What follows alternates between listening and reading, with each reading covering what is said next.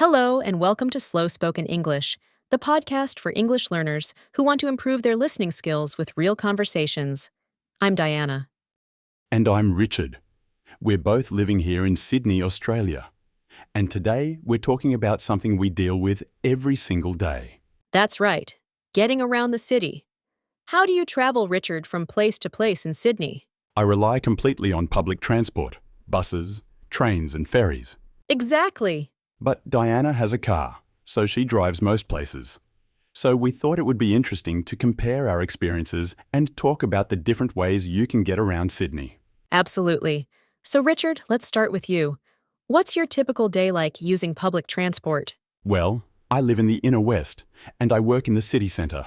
So most mornings I walk about 5 minutes to my local train station, catch the train into Central Station, and then either walk or catch a bus to my office. The whole journey takes about 45 minutes. Fantastic. And honestly, I love it.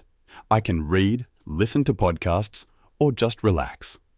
I don't have to worry about traffic or finding parking. That's interesting. For me, I find having a car gives me so much freedom.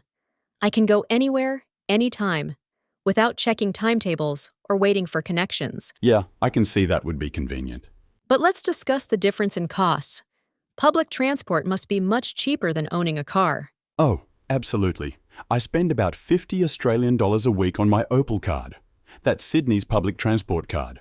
But with a car, you've got petrol, insurance, registration, parking fees. Oh yeah, it's expensive. That must add up to hundreds of dollars every month, right? It does. But for me, it's worth it. Especially when I need to carry things or go to places that aren't well connected by public transport. True. What about Sydney's other transport options? Have you ever used the ferries? Oh yes! The ferries are great value mainly for the view. They're probably my favorite part of Sydney's transport system. The views of the harbour are just incredible. They really are beautiful. I take the ferry from Circular Quay to Manly sometimes on weekends. It's like a mini cruise. Exactly. And what about cycling? Do you bike around the city at all? I've tried it a few times, but Sydney's hills are pretty challenging. Plus, I don't feel completely safe cycling with all the traffic. Yeah, that's fair. But they are building more bike lanes, which is good. What about you? Do you ever cycle? Sometimes, but only for short trips around my neighborhood. For longer distances, I prefer driving. Speaking of driving, I have to share a story about why having a car was absolutely essential for me recently. Oh, what happened? Well, last month, I needed to buy some furniture from IKEA. You know how IKEA furniture comes in those huge flat boxes? Yeah, definitely. I bought a bookshelf, a desk, and a wardrobe. There was absolutely no way I could have carried all those boxes on public transport. They were huge and heavy. I would have needed 3 trips at least, and it would have been such a nightmare trying to manage those boxes on buses and trains. Right, yeah, that would be impossible. Exactly. With my car, I just loaded everything into the back and drove home in 20 minutes. Sometimes you really do need that flexibility and space that a car provides. That's a perfect example. I suppose in situations like that, I would have to either get delivery or rent a van for the day. Right, which adds more cost and complexity. Exactly. So I guess the message for our listeners is that Sydney has lots of transport options, and the best choice really depends on your lifestyle, your budget, and where you need to go. That's right. Public transport is great for regular commuting, and it's environmentally friendly and affordable. But cars give you flexibility for things like shopping trips or getting to places that aren't well connected. And don't forget about walking. Sydney is actually quite a walkable city in many areas. I walk to the local shops, cafes, and restaurants in my neighborhood. True. Walking is free, healthy, and you discover so much more about your neighborhood when you're on foot. You know, we haven't talked about peak hour travel yet. That's something that really affects how people choose their transport method. Oh, that's so true. Rush hour is completely different from regular travel times. How do you find the trains during peak hour, Richard? Well, it can be pretty crowded. The trains between 7:30 and 9 in the morning are packed.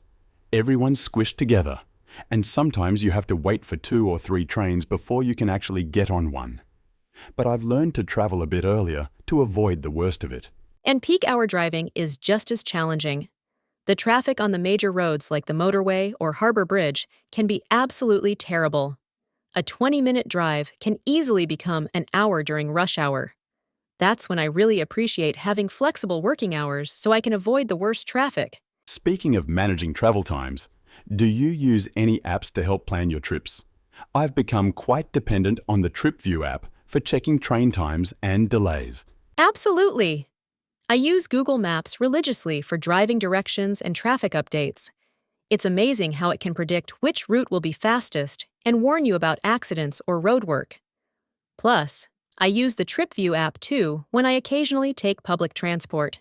And the Opal card system has made public transport so much easier.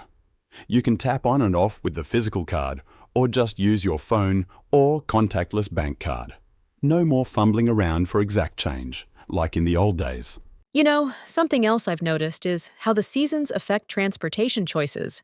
In summer, I actually prefer taking public transport sometimes because the air conditioning on trains and buses is better than sitting in traffic in a hot car. That's interesting. For me, winter is when public transport really shines. I don't have to scrape ice off a windshield or warm up a cold car. I just step onto a heated train or bus. Though I do have to allow extra time when there are track maintenance works during the cooler months. Something else worth mentioning is how different transportation feels when you're a tourist versus a local. When my parents visit from overseas, they're amazed by how easy it is to get around Sydney with just an Opal card. Yes, and tourists often discover routes that we locals never think to use, like taking the ferry from Circular Quay to Parramatta instead of driving through the city. It takes longer, but the scenery along the river is spectacular. That reminds me of another situation where having a car was really helpful. Last year, I had to take my dog to an emergency vet clinic at midnight. There's no way I could have done that on public transport, especially carrying a sick animal. Sometimes you need that immediate access to transportation. Oh wow, that's exactly the kind of emergency situation where having a car becomes essential. I hope your dog was okay. In a situation like that, I'd probably have to call an Uber or taxi, which would be stressful and expensive. Speaking of Uber and taxis, they've really become a significant part of Sydney's transport mix, haven't they? Sometimes they're the perfect middle ground between public transport and owning a car. Absolutely. I use Uber quite a bit, especially for late-night trips or when I'm carrying heavy things. It's more expensive than public transport, but much more convenient than walking to the train station with shopping bags. And it's still cheaper than the ongoing costs of car ownership. One thing I really appreciate about Sydney's public transport is how accessible it's becoming.